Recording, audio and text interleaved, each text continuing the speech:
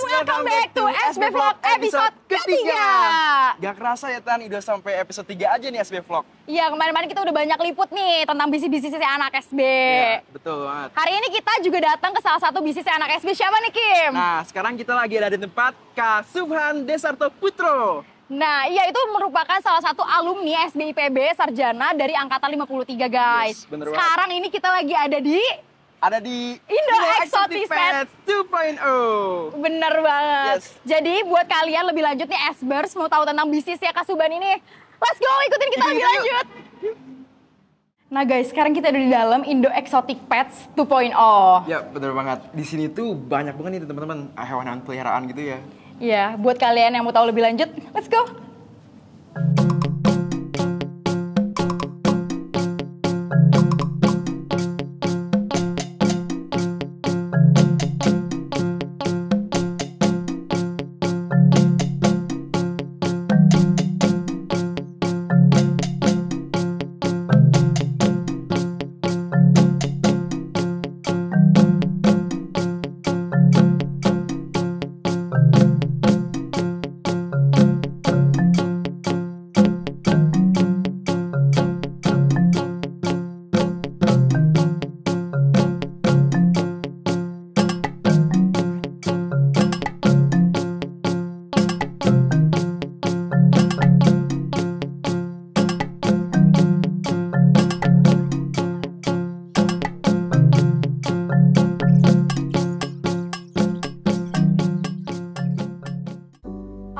Sekarang kita udah bersama dengan Kak Subhan di sini. Halo.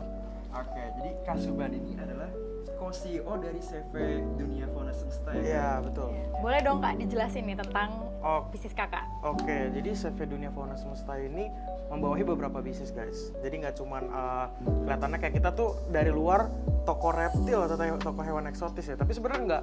Jadi secara garis besar itu ada 3 bisnis. Yang pertama ada mini zoo, yang kedua ada official store, yang ketiga itu entertain. Nah, kita juga bergerak kan di YouTube juga ya. Kalau teman-teman yang belum tahu, YouTube kita tuh ada 2, ada Audrey E. Nah, Audrey ini ada partnerku. Jadi dia itu CEO dan juga owner dari CV Dunia Fauna Semesta ini kayak gitu. Kalau aku kan co-CEO-nya kan ya.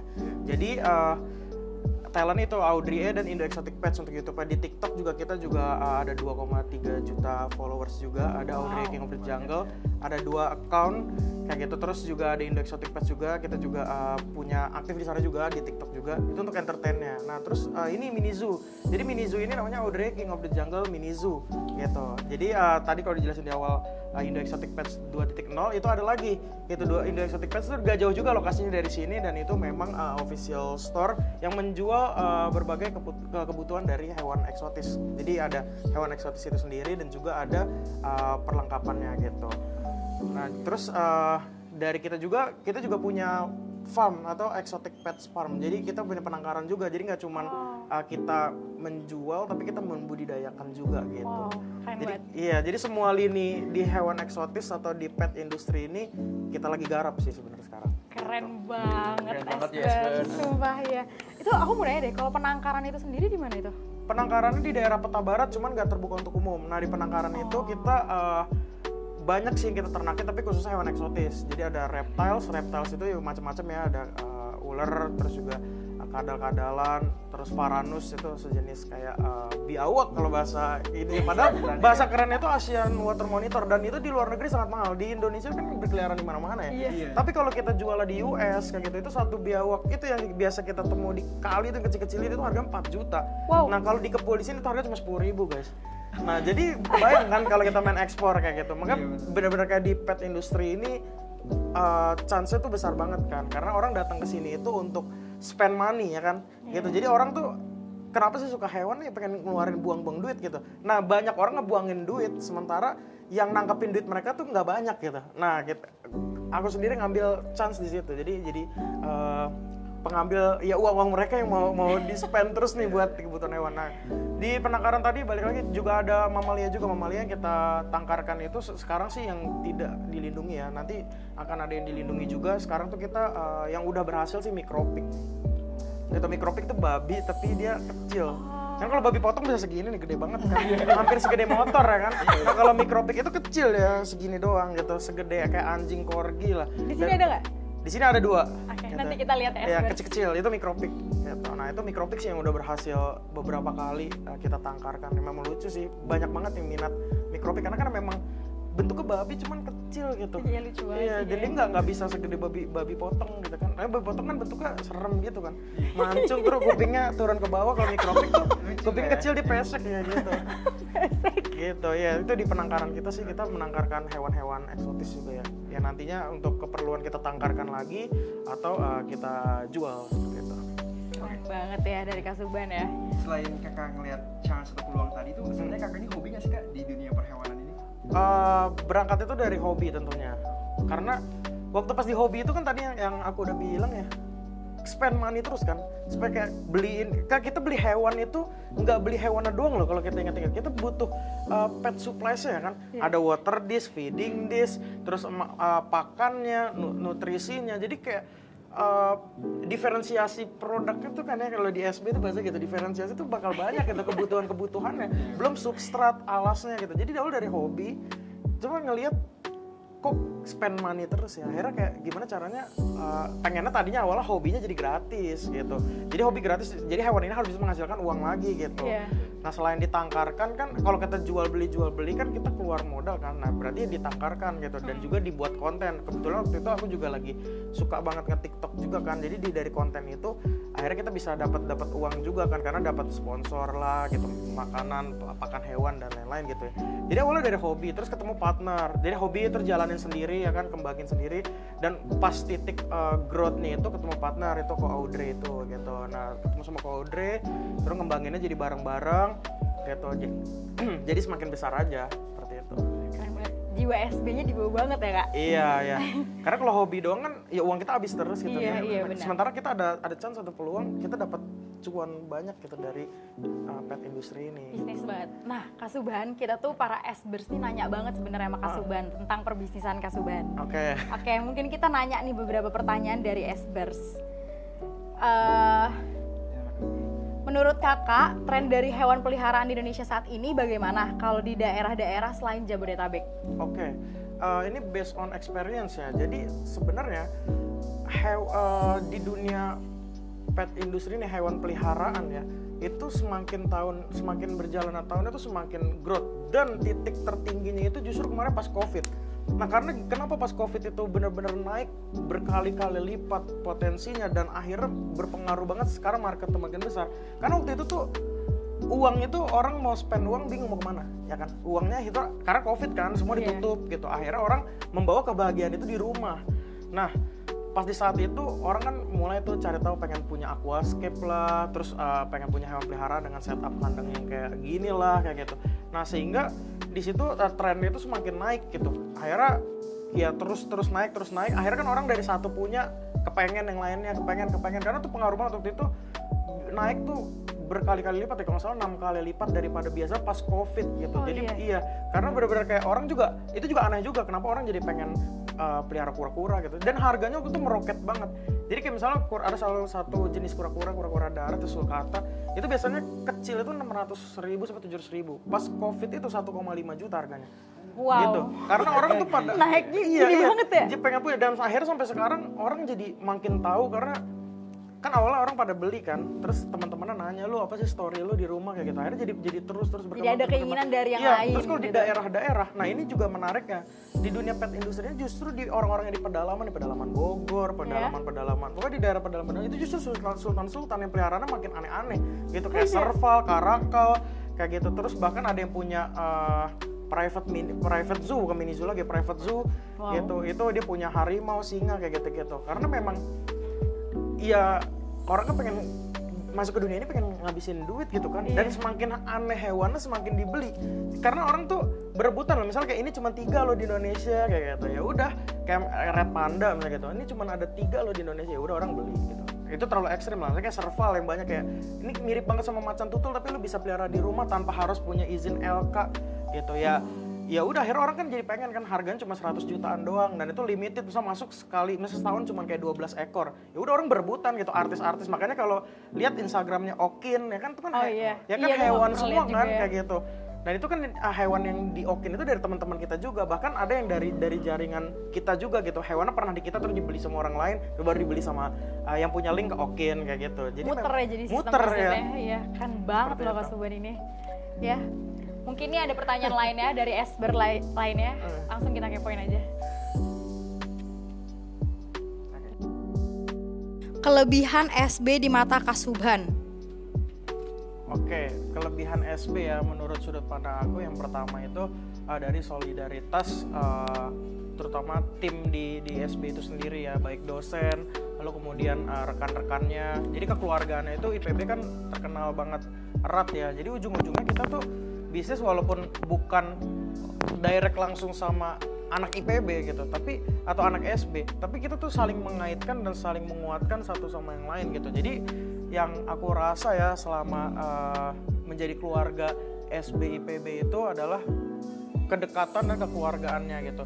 Lalu tentu untuk secara akademis ya atau akademik gitu, mata kuliahnya itu memang spesifik yang dibutuhkan oleh market sih ya, terutama market kerja ya, market kerja di dunia bisnis gitu. Jadi itu sangat bersyukur banget dan sangat beruntung banget bisa jadi bagian keluarga SBIPB. Satu dari networknya, lalu kemudian yang kedua dari mata kuliah atau apa yang diajarin di SB itu relevan dan sangat dibutuhkan ketika kita lulus jadi pengusaha. Itu pas banget gitu. Memang idealnya kan lulus dari SBIPB jadi pengusaha kan gitu. Jadi ya itu pas banget. Jadi buat teman-teman SBIPB nggak nyesel deh.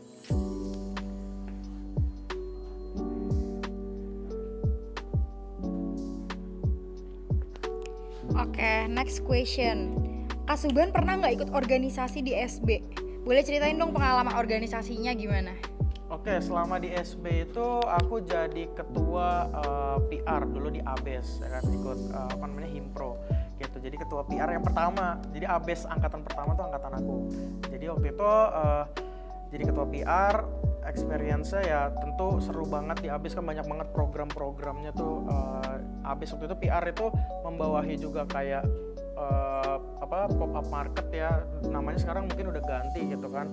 Terus juga ada program-program kayak online-nya Instagram, bikin-bikin kita buat konten, gimana caranya kontennya menarik dan jadi orang tuh mau tahu tentang bisnis, tentang entrepreneur tapi dengan cara yang lain gitu. Terus juga ikut Idea Nation juga, waktu itu ketua dari Dansip. Jadi nyari-nyari sponsor gitu, nyari-nyari sponsor, dana untuk berjalannya acara. Waktu itu di SB sih 2 itu sih seingat aku yang aktif ya. Selebihnya sih nggak begitu terlalu relevan di bisnis, kayak ya paling organisasi itu UKM gitu ya. UKM kan olahraga, cuman yang intens banget di bisnis itu tadi 2, pas Idea Nation dan juga himpunan Himpro.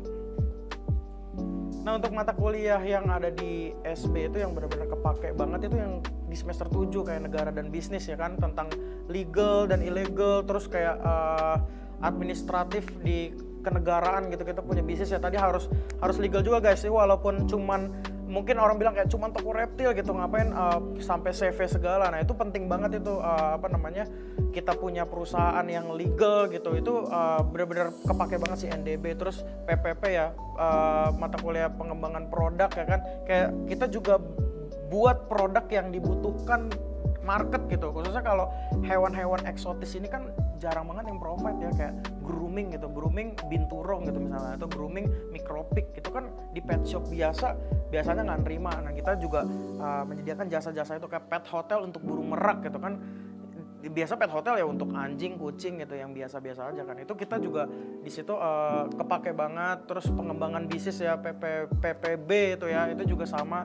bisnis kita dari cuman satu terus ada lagi anak perusahaan lagi komplementer dari bisnis utamanya, itu saling sokong menyokong kayak gitu. Makanya mata kuliah SB yang benar-benar sangat amat terpakai di dunia bisnis yang di semester 7. Terus juga ada mata kuliah IT ya, IT dan e-commerce kalau nggak salah itu, pokoknya yang digital marketing itu juga penting banget. Kayak kita tadi bangun customer base itu dari mata kuliah itu gitu. Gimana caranya kita bisa buat crowd yang besar gitu ya, buat audiens yang besar dengan jangka waktu yang singkat dan benar-benar luas marketnya secara cepat gitu. Itu dengan mata kuliah itu dibantu banget tuh. Jadi buat teman-teman SB jangan lupakan mata kuliahnya dan dibaca-baca lagi. Kalau bisa PPT-nya disimpan tuh guys. Jadi bisa kalian baca-baca lagi.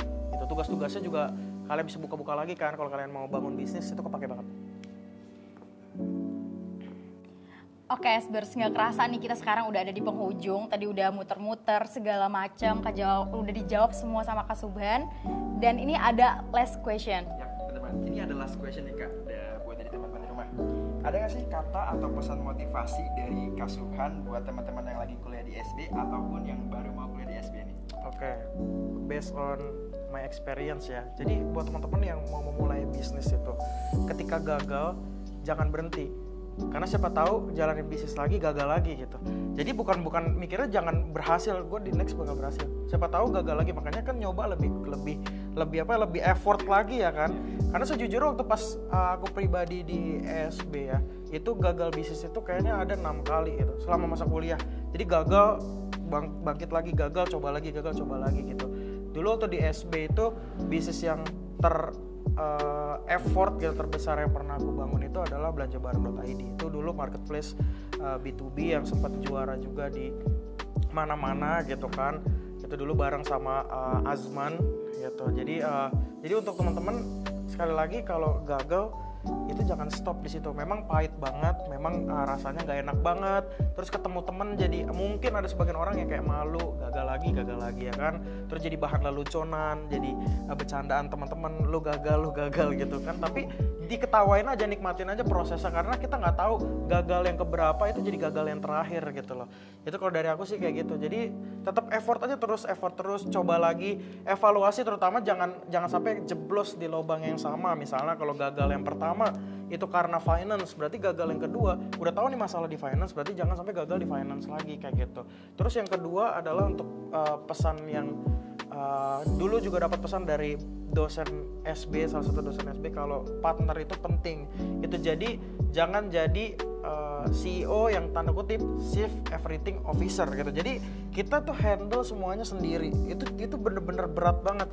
Memang keren ketika kita jadi one man show gitu, tapi rapuh banget guys. Lebih baik kita bangun daripada overpower, lebih baik kita punya super team gitu. Itu penting banget. Jadi partner itu cari yang benar-benar bisa ngelengkapin kita. Kita punya kelemahan di mana? Kita punya kelemahan di finance, berarti kita perlu punya partner yang kuat di finance kayak gitu. Kita lemah di marketing gitu, berarti kita harus punya partner yang jago marketing gitu. Karena benar-benar kita harus saling melengkapi. Hampir sulit orang yang punya kekuatan semuanya pun punya kekuatan semuanya, pasti akan ada celah aja gitu. Celahnya kayak yang namanya manusia kan dihandle oleh satu orang, satu kepala, itu akan memudahkan kita untuk rapuh juga, untuk jatuh. Lebih baik buat super team gitu. Jadi jangan ego untuk kayak ini kan ide gua, ini kan rancangannya dari gua, terus gue pengen gua sendiri gitu.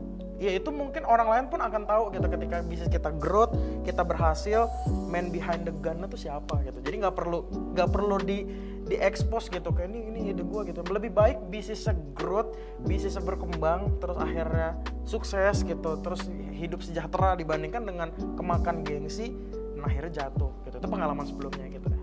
Gitu sih. Keren banget ya, sumpah. Iya emang kalau kita tuh harus jalanin bisnis tuh kita harus percaya dulu gitu. Gagal tuh bukan artinya kita selesai, tapi kita itu gimana caranya kita biar langkah ke depan untuk lebih maju lagi. Kayak gitu. Iya. Oke, terima kasih buat Kak Subhan. Udah kita repotin nih seluruh celah, udah kita muter-muterin ya. Iya. Thank you Bang buat luangin waktunya buat diwawancara kita.